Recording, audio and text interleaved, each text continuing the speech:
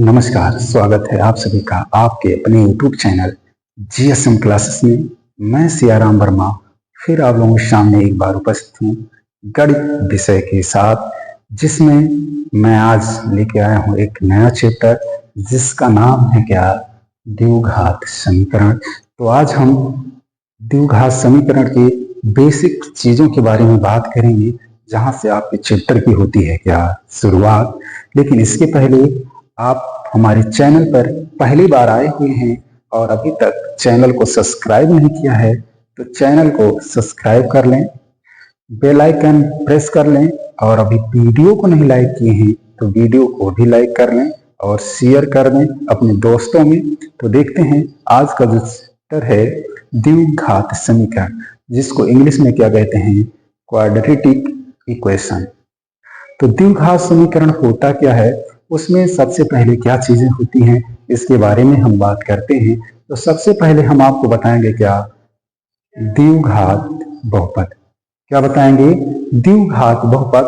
तो देखिए, द्विघात बहुपद किसे कहते हैं, ऐसा बहुपद जिसमें चर का जो उच्चतम घात है, अधिकतम घात कितना हो जाए, 2 हो जाए, तो उसको हम क्या कहेंगे, द्विघात बहुपद कहेंगे। क्या कहेंगे, द्विघात बहुपद कहेंगे, जिसका मैक्सिमम सबसे बड़ी जो पावर होगी कितनी होगी, 2 होनी चाहिए। तो वही चीज मैंने यहाँ पे लिखा है क्या, ऐसा बहुपद जिसमें चर का उच्चतम घात 2 होता है, द्विघात बहुपद कहलाता है। इसके लिए बेसिक चीजें क्या हैं, ax² plus bx plus c, ये आप क्या है, बहुपद है। लेकिन इसमें जो a है, b है और c है, ये हैं आपकी क्या, वास्तविक संख्याएं। क्या हैं, वास्तविक संख्याएं हैं। और क्या होना चाहिए, जो a की वैल्यू है ये नॉट इक्वल टू 0 होना चाहिए। अगर ये 0 हो गया तो द्विघात बहुपद नहीं होगा, क्योंकि ये घात जो है क्या हो जाएगी, शून्य हो जाएगी। और जो इसमें x दिखाई दे रहा है ये आपकी है क्या, चर राशि। कैसी राशि है, चर राशि। अब चर राशि किसे कहते हैं, जिसकी वैल्यू क्या हो, चेंज होती रहे। अलग अलग इक्वेशनों में अलग अलग जगहों पे अलग अलग वैल्यू होती है, उसको हम क्या कहते हैं, चर राशि बोलते हैं। और जो a b c हैं, ये क्या हैं, ये द्विघात बहुपद के क्या हैं, गुणांक हैं। जैसे x² का गुणांक x हुआ, x² का गुणांक a हुआ, x का गुणांक क्या हुआ, b हुआ। अगर x की पावर 0 कर दिया जाए का गुणांक क्या होगा, तो क्या होगा, c होगा। तो जो a b और c है ये क्या हैं, द्विघात बहुपद के क्या हैं, गुणांक हैं। आई बात समझ में। तो द्विघात बहुपद किसे कहते हैं, ऐसा बहुपद जिनमें चर का उच्चतम घात अधिकतम घात 2 होता है, द्विघात बहुपद कहलाता है।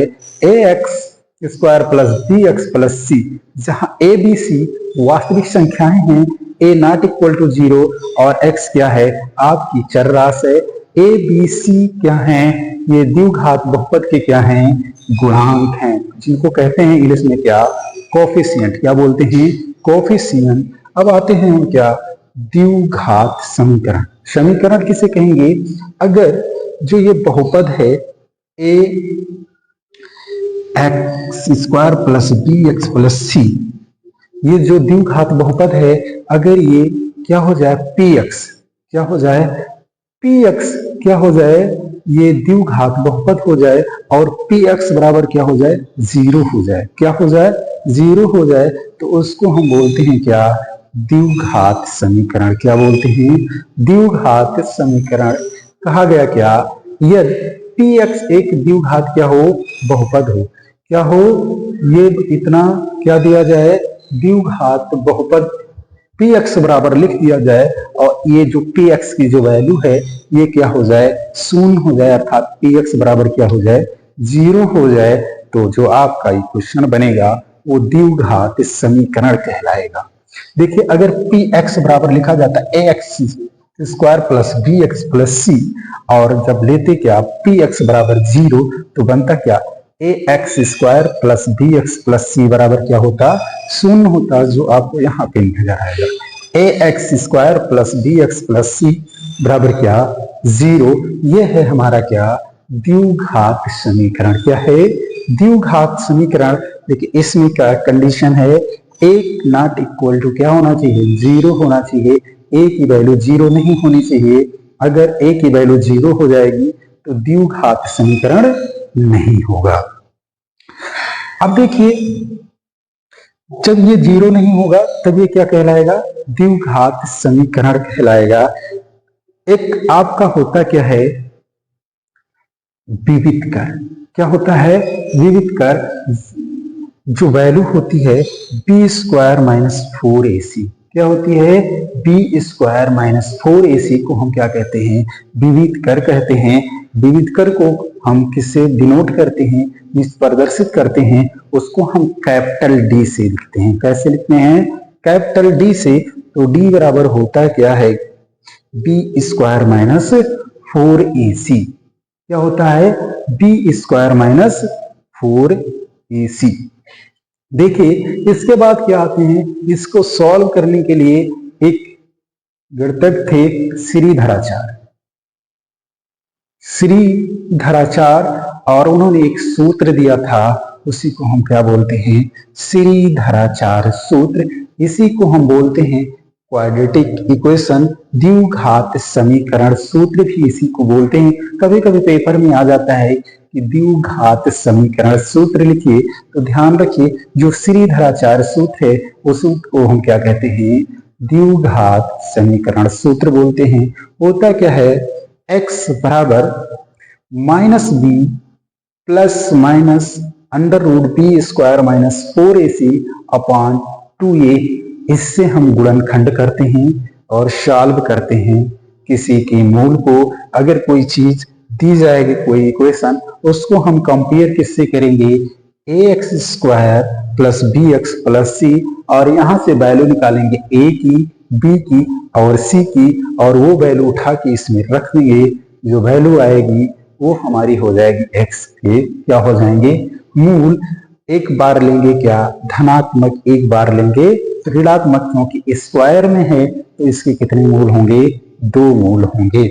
अगर इस बी स्क्वायर माइनस 4ac बराबर होता क्या है, विविधकर बोलते हैं, होता क्या है डी। अगर बी स्क्वायर माइनस 4ac बराबर डी रख दिया जाए तो आपका श्रीधराचार्य सूत्र बनेगा क्या, बी एक्स बराबर minus b plus minus under root क्या, डी बटे 2a। क्या हो जाएगा, x बराबर minus b plus minus under root D upon 2a। ये आपका इसकी जगह कौन सी वैल्यू रखी गई, d। अब देखिए इसमें आपसे एक सवाल क्या पूछता है कि इस सवाल में जो दिया गया है, क्वेश्चन जो दिया गया है, इसका नेचर कैसा, प्रकृति कैसी है। इसको निकालने के लिए जो विविधकर होता है हम उसकी वैल्यू को निकालते हैं। जिसको निकालते हैं विविधकर, जिसको आप लोग कहते हैं क्या, D, B square minus 4ac। अगर b square minus 4ac D की वैल्यू 0 से ज्यादा होगी या तो 0 से कम होगी या होगी क्या, 0। 3 कंडीशन ये बनते हैं। एक बनता है क्या, 0 से अगर ज्यादा हुई तो उसमें बनते हैं 2 कंडीशन। कितने कंडीशन बनते हैं, 2 कंडीशन। अगर 0 से कम हो गया और 0 डी बराबर क्या हो जाएगा, 0 हो जाएगा। तो कुल मिला के कितने कंडीशन हो गए, 4 नेचर आपके सामने आएंगे। तो देखते हैं क्या है वो। अगर डी की वैल्यू क्या हो जाए, 0 से ज्यादा हो जाए, डी की वैल्यू क्या हो जाए, 0 से ज्यादा हो जाए, अर्थात बी स्क्वायर माइनस 4ac की वैल्यू क्या हो जाए, 0 से अधिक आ जाए। 0 से अधिक आएगी इसका मतलब 1 2 3 4 5 6 7 8 9 10 11 12 ऐसे आएंगे जो क्या होंगे, 0 से ज्यादा होंगे। अगर 0 से ज्यादा है तो क्या होंगे, धनात्मक होंगे। क्या होंगे, धनात्मक होंगे। और धनात्मक में वैल्यू 1 से लेके अनंत तक आप जाएंगे, 1 2 3 4 5 6 7 8 9 10। अब इसमें कुछ वैल्यू जो होगी डी की अंडर रूट के अंदर आपकी आएगी क्या, पूर्ण वर्ग। जैसे 4, 9, 16, 25, 36। अगर ये संख्याएं आती हैं क्या होंगी, पूर्ण वर्ग, तो इनका जो नेचर होगा, प्रकृति होगी, जो x की वैल्यू की, वो होगी वास्तविक होगी। क्या होंगी, वास्तविक होंगी, परमेय होंगी। क्या होंगी, वास्तविक होंगी, परमेय होंगी। परमेय संख्या किसे कहते हैं, जिसको p/q के रूप में लिखा जा सके, q नॉट इक्वल टू 0 हो और p और q क्या हो, पूर्णांक हो। लेकिन दोनों वैल्यू क्या होंगी, असमान मीन्स भिन्न भिन्न होंगी।